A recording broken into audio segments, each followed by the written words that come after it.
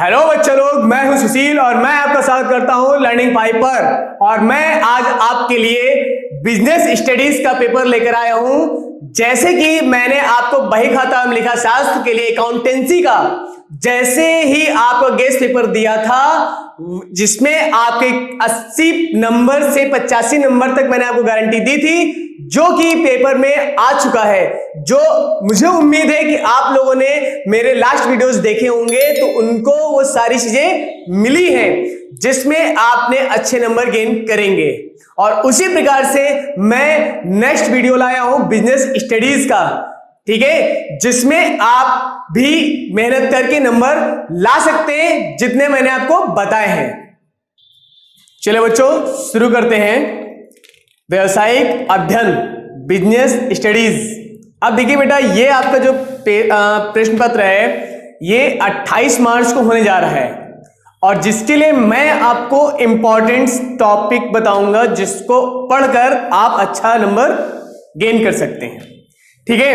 तो इसमें पहला चैप्टर है। देखिए, इसमें जो चैप्टर्स दिए गए हैं सब अलग अलग दिए गए हैं और सब आपके प्रबंध के कार्य दिए गए हैं, ठीक है, मतलब फंक्शन ऑफ मैनेजमेंट। तो मैनेजमेंट के जो फंक्शंस हैं वो सारे हैं, प्लानिंग, कंट्रोलिंग, कोऑर्डिनेशंस, ये सब दिए गए हैं। तो इसमें टॉपिक वाइज मैं आपको बता दूंगा उसमें पढ़ना क्या है, वो आपके लिए इंपॉर्टेंट है। अच्छा, पहला आता प्रबंध, मैनेजमेंट, ठीक है बेटा। तो मैनेजमेंट में आपको जो पढ़ना है इंपॉर्टेंट, अर्थ, इट मीन की meaning of management, characteristics, importance और लेवल ऑफ मैनेजमेंट। तो ये ऐसे टॉपिक हैं जो कंपलसरी है कि मीनिंग अगर क्लियर है तो इनको आप एग्जरेट कर सकते हैं। तो बच्चों शुरू करते हैं। जो पहला चैप्टर है वो आपका प्रबंध है, मैनेजमेंट। इसमें जो टॉपिक आपके इंपॉर्टेंट हैं वो है अर्थ, मीनिंग, विशेषताएं, कैरेक्टरिस्टिक्स, इंपॉर्टेंस, महत्वपूर्ण और स्तर, लेवल ऑफ मैनेजमेंट। ये बेटा ऐसे टॉपिक हैं जो इंपॉर्टेंट है आपके लिए, ठीक है। अब प्रबंध आपको क्लियर है कि मैनेजमेंट जब किसी भी कार्य को निश्चित मतलब उद्देश्य की प्राप्ति के लिए कार्य को करने के लिए पहले से हम प्रबंध कर लेते हैं या क्रियाविधि कर लेते हैं, जिस क्रिया से हम उद्देश्य की प्राप्ति करते हैं उसे प्रबंध कहते हैं, ठीक है। अब इसमें सेकंड जो आपका नेक्स्ट इंपॉर्टेंट चैप्टर है उसी से रिलेटेड, उसमें आपका मैनेजमेंट का है टेलर एवं फ्यूल के सिद्धांत, principle of Taylor's and Fayol. ये आपके मैनेजमेंट चैप्टर में मोस्ट इंपॉर्टेंट है बच्चा, ठीक है। अच्छा, नेक्स्ट आपका जो चैप्टर है वो समन्वय है, कोऑर्डिनेशन दिया है।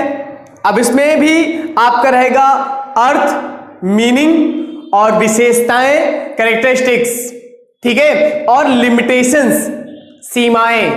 ये इस चैप्टर में आपका इंपॉर्टेंट है, ठीक है बच्चों। अच्छा, अब आते हैं नेक्स्ट चैप्टर पर जो आपका नेक्स्ट फंक्शन है प्लानिंग, नियोजन इसे बोलते हैं बेटा। और नियोजन जब किसी भी कार्य को स्थायी रूप से पहले से प्लान करके रख लिया जाता है और उस क्रिया से काम करते हैं और प्रबंध में, बिजनेस में उस मतलब लाभ की प्राप्ति होती है, तो वो हमारा प्लानिंग होता है। प्लानिंग सिंपलिसिटी में आप कह सकते हैं पूर्ण क्रियाविधि या पूर्ण पहले से किया गया कार्य, वो होता है आपका प्लानिंग। अब इसमें आपकी इंपॉर्टेंस क्या है भाई? देखिए, अर्थ, मीनिंग, सीमाएं, लिमिटेशंस, नियोजन प्रक्रिया, इसको बोलते हैं प्लानिंग प्रोसेस। ये बच्चा आपका इंपॉर्टेंट है। तो बच्चों नेक्स्ट टॉपिक है संगठन, ऑर्गेनाइजेशन। इसमें आपका रहेगा अर्थ, मीनिंग, इंपॉर्टेंस, महत्वपूर्ण, औपचारिक एवं अनौपचारिक संगठन में अंतर, difference between formal and informal organisations, और प्रत्यारोपण का आशय और महत्व। तो meaning of delegating and the importance, ये आपके बेटा संगठन में इंपॉर्टेंट है। अच्छा, अब इसके बाद में नेक्स्ट चैप्टर आपका दिया है नियुक्तियां, स्टाफिंग। अब नियुक्तियां जब कार्य के अनुसार विशेष कार्य के अनुसार व्यक्तियों का चुनाव किया जाता है उसे नियुक्तियां कहते हैं। अब इसमें बेटा आपका रहेगा अर्थ, महत्व, नियुक्तिकरण प्रक्रिया, भर्ती एवं चयन में अंतर, प्रशिक्षण विधि। इसका मतलब होता है meaning, importance, staffing process, difference between recruitment and selection, methods of training. तो ये बेटा आपका नियुक्तियां चैप्टर में इंपॉर्टेंट है। अच्छा, अब इसके बाद आता है निर्देशन, डायरेक्टिंग। अब इसमें आपका जो दिया गया है अर्थ, तत्व, मीनिंग एंड एलिमेंट, ये ऐसे टॉपिक हैं जो आपको इसमें इंपॉर्टेंस है। ठीक बेटा। अच्छा, नेक्स्ट आपके जो दिए गए हैं इसी से रिलेटेड जो चैप्टर के अंदर आते रहते हैं, अभिप्रेरणा, मोटिवेशन और नेतृत्व, लीडरशिप। बेटा ये ऐसे फंक्शन हैं जो कर्मचारियों के लिए इंपॉर्टेंट होते हैं। कर्मचारियों को अधिक काम कराने के लिए, जब उनको अधिक काम कराने के लिए किसी चीज का लालच देते हैं या उनको बेनिफिट देते हैं, परक्यूजेस देते हैं, सुविधाएं देते हैं, तो ऐसे समय में, ऐसी कंडीशन में हमारे कर्मचारी कार्य करने के लिए अधिक योग्यता बढ़ जाती है और उनकी जो स्किल होती है, काम करने का स्किल होता है, वो इंक्रीज करता है। तो ऐसी कंडीशन में उसे अभिप्रेरणा कहते हैं, मोटिवेशन कहते हैं।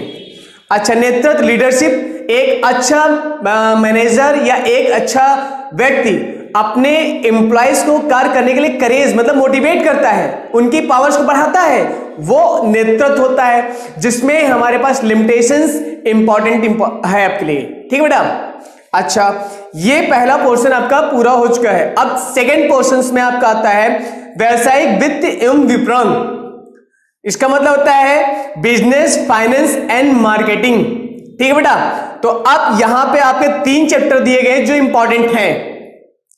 पहला आपका है बिजनेस, फाइनेंस एंड मार्केटिंग। इसमें रिलेटेड है अर्थ, उद्देश्य, वित्त नियोजन, पूंजी संरचना एवं कार्यशील पूंजी के अर्थ प्रभावित करने वाले तत्व, meaning, objectives, financial planning, mean of capital structure and working capital और इफेक्टिंग एलिमेंट्स।